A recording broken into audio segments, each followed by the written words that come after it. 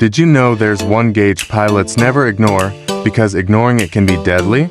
It's the airspeed indicator, to slow, and the aircraft can stall, to fast, and the structure can be damaged.